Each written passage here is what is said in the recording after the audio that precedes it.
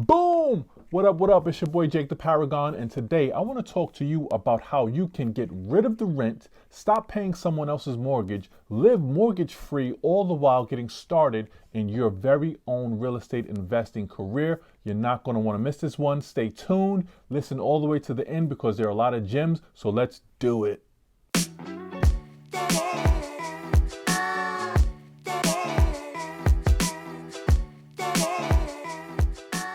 And again, this is the channel where we build our real estate empire step by step. You're not going to want to miss one video. So go ahead, hit that subscribe button down below. Also, click on that little bell thingy thing. It'll let you know every time a new video is up and running so we can chop it up and get our real estate investing careers off the ground. Go ahead, click it.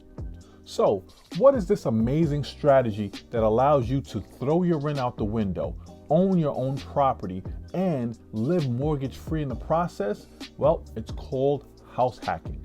People hacking houses now? Damn, you can't have nothing. Whoa, slow your roll.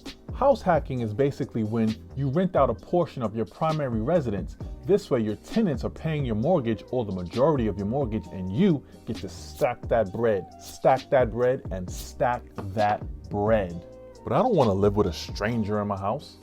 I know you don't want to live with a stranger in your house, but stay tuned because I'm going to tell you the strategy that allows you to keep your own personal space while still employing this amazing strategy. So what exactly are the benefits of house hacking? Well, before we get into that, let me ask you a question. Do you know that the average American spends 37% of their annual income on rent or mortgage alone? That is a lot of money. Now imagine you can drop that down to 5% or maybe 0. That's right, because now your tenants are paying you rent every month, and that money goes directly towards paying for the mortgage. It'll pay for the majority of the mortgage, if not the entire thing, and that is a beautiful situation to be in.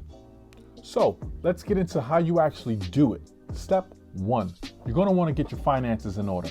I recommend talking to a mortgage broker because they're going to let you know exactly what you need to get into this new property. And here's some more good news. Because this is going to be your primary residence, you now qualify for special financing through things like FHA, which allow you to put something like 3.5% down as opposed to putting 20% down on a new investment property. And step 2. Now you're going to want to find the property that you want to purchase. You can usually work with your local realtor on something like this. Now, I recommend finding a 2-family, 3-family, or 4-family. This allows you to move into one of the units, and you still have potentially 3 units that you can rent out, which are going to allow those tenants to pay your mortgage. And step number 3, you're going to want to run all your numbers. The first number you're going to want to run is how much rent can I get for each of these units in the area I'm in? You can usually work with your realtor on this because they'll know exactly how much the going rent is for based on the condition of the property that you're trying to rent out. The next piece for running your numbers is basically understanding your monthly expenses. For example, how much is your mortgage every month?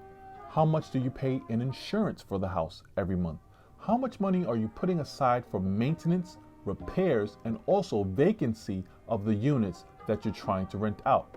Take all those numbers, add them up, and that'll give you one lump sum of what your expenses are every single month. You can now subtract that number from the rent you're bringing in every single month, and that will tell you exactly how much money you have to come out of your pocket to stay in that home. And who knows, you may even be making money every single month if you structure the deal correctly. And that, my friend, is house hacking in a nutshell. This strategy is so beautiful because it gives you so many options. Usually what people will do is they'll wait a year or so and refinance the property that they're living in and use the money from that refinance to purchase the next property. That, my friends, is how you can kickstart your investor career without racking your brain. I love it.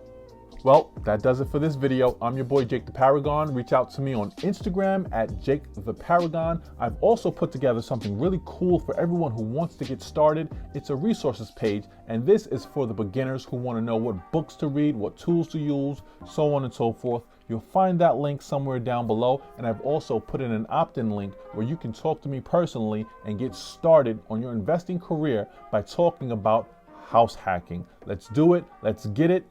Peace.